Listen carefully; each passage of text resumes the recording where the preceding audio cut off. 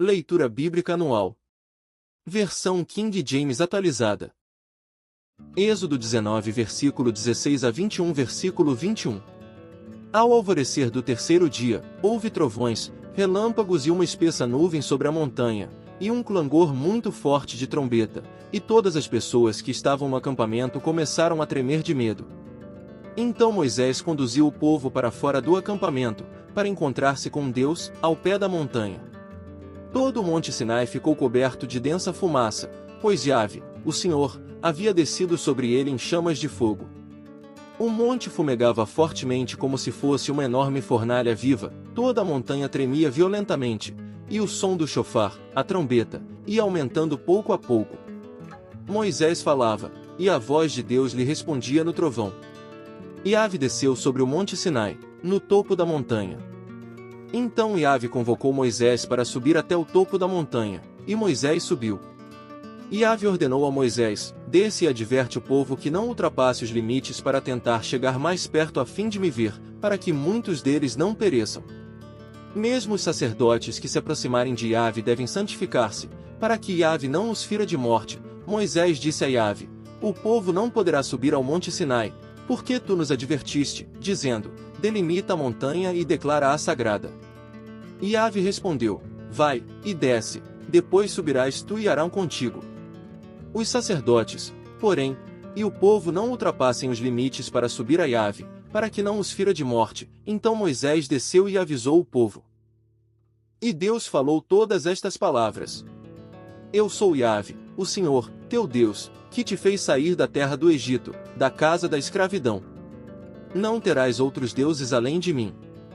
Não farás para ti nenhum ídolo, nenhuma imagem esculpida, nada que se assemelhe ao que existe lá em cima, nos céus, ou embaixo na terra, ou mesmo nas águas que estão debaixo da terra. Não te prostrarás diante desses deuses e não os servirás, porquanto eu, o Senhor teu Deus, sou um Deus ciumento, que puno a iniquidade dos pais sobre os filhos até a terceira e quarta geração dos que me odeiam, mas que também ajo com amor até a 1000ª geração para aqueles que me amam e guardam os meus mandamentos. Não pronunciarás em vão o nome de Yahvé, o Senhor teu Deus, porque Yahvé não deixará impune qualquer pessoa que pronunciar em vão o seu nome. Lembra-te do dia do Shabbat, sábado, para santificá-lo. Trabalharás 6 dias e neles realizarás todos os teus serviços. Contudo, o 7º dia da semana é o Shabbat, sábado, consagrado a Yahvé, teu Deus. Não farás nesse dia nenhum serviço, nem tu, nem teu filho, nem tua filha, nem teu escravo, nem tua escrava, nem teu animal, nem o estrangeiro que estiverem morando em tuas cidades. Porquanto em 6 dias eu, o Senhor, fiz o céu, a terra, o mar e tudo que há neles, mas no 7º dia descansei. Foi por esse motivo que eu, o Senhor, abençoei o Shabbat, sábado, e o separei para ser um dia santo. Honra teu pai e tua mãe, a fim de que venhas a ter vida longa na terra que Yahvé, o teu Deus, te dá. Não matarás. Não adulterarás. Não furtarás. Não darás falso testemunho contra o teu próximo. Não cobiçarás a casa do teu próximo. Não cobiçarás a mulher do teu próximo, nem seus servos ou servas, nem seu boi ou jumento, nem coisa alguma que lhe pertença. Todo o povo, vendo os trovões e os relâmpagos, o som do chofar, a trombeta, e a montanha fumegante, sentiu grande pavor e procurou manter-se afastado. Rogaram a Moisés, fala-nos tu, e nós ouviremos, não nos fale diretamente Yahvé, para que não morramos. Moisés encorajou o povo, dizendo, não temais. Deus veio para vos provar e para que o seu temor esteja entre vós, e não pequeis. O povo ficou longe, e Moisés aproximou-se da nuvem escura, onde Deus estava.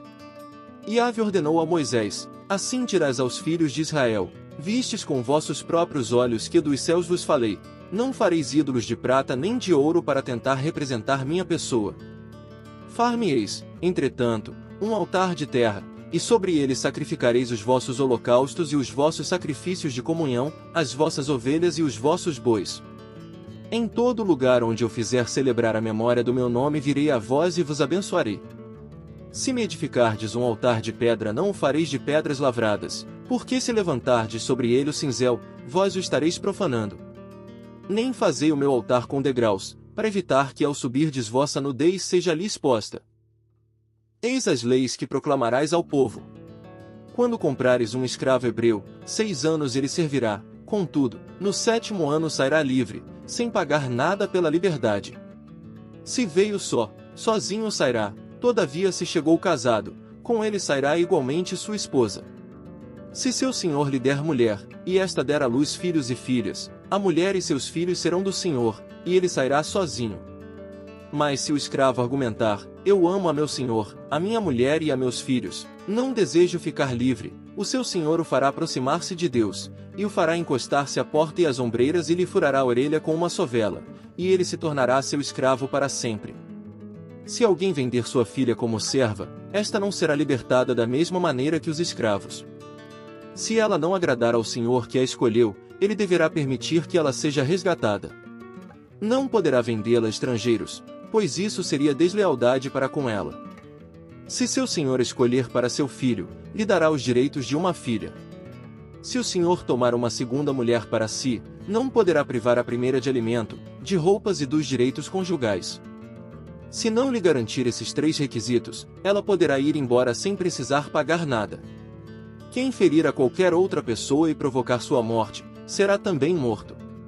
Entretanto, se não o fez intencionalmente, mas Deus o permitiu, designei este lugar para onde poderá viver como refugiado. Se alguém matar outro por astúcia, tu o arrancarás até mesmo do altar, para que sumariamente seja executado. Quem ferir seu pai ou sua mãe, será igualmente morto. Quem raptar alguém e o vender, ou for achado na sua mão, será morto. Quem amaldiçoar seu pai ou sua mãe, será morto. Se alguns discutirem entre si um ferir o outro com uma pedra ou com um punho, e ele não morrer, mas for para o leito, se ele se levantar e andar, ainda que apoiado no seu cajado, então será absolvido aquele que o feriu.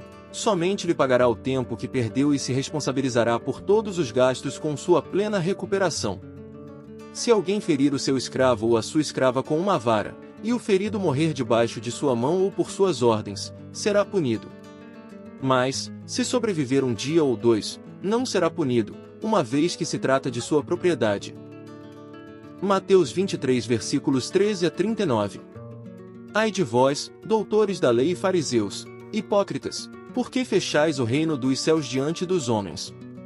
Porquanto vós mesmos não entrais, nem tampouco deixais entrar os que estão a caminho, ai de vós, doutores da lei e fariseus, hipócritas, por que devorais as casas das viúvas, e para disfarçar, encenais longas orações? E, por isso, recebereis castigo ainda mais severo. Ai de vós, doutores da lei e fariseus, hipócritas, por que viajais por mares e terras para fazer de alguém um prosélito? No entanto, uma vez convertido, o tornais 2 vezes mais filho do inferno do que vós. Ai de vós, guias cegos, por que ensinais? Se uma pessoa jurar pelo santuário, isso não tem significado, porém, se alguém jurar pelo ouro do santuário, fica obrigado a cumprir o que prometeu. Tolos e cegos, pois o que é mais importante, o ouro ou o santuário que santifica o ouro?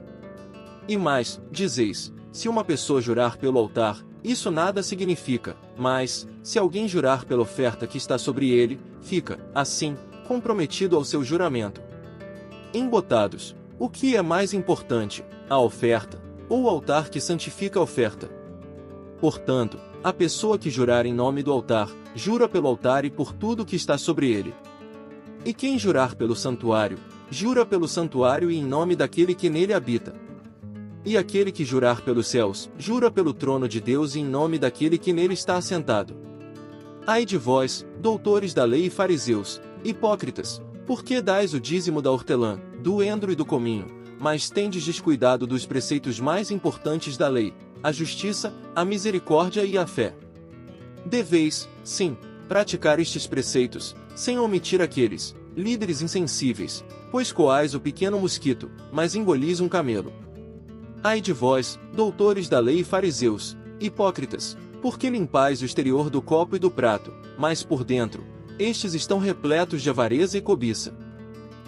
Fariseu que não enxerga, limpa, antes de tudo, o interior do copo e do prato, para que da mesma forma, o exterior fique limpo. Ai de vós, doutores da lei e fariseus, hipócritas, Porque sois parecidos aos túmulos caiados, com bela aparência por fora, mas por dentro estão cheios de ossos de mortos e toda espécie de imundície, assim também sois vós, exteriormente pareceis justos ao povo, mas vosso interior está repleto de falsidade e perversidade.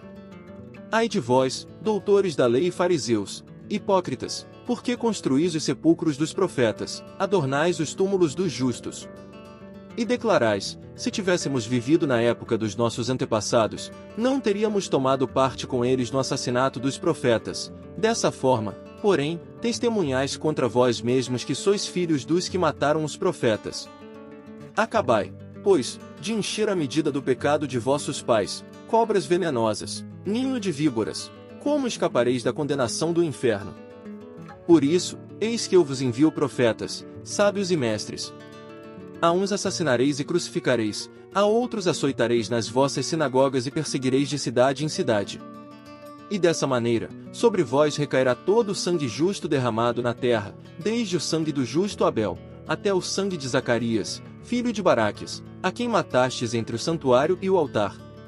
Com toda a certeza vos asseguro, que tudo isso ocorrerá a esta geração.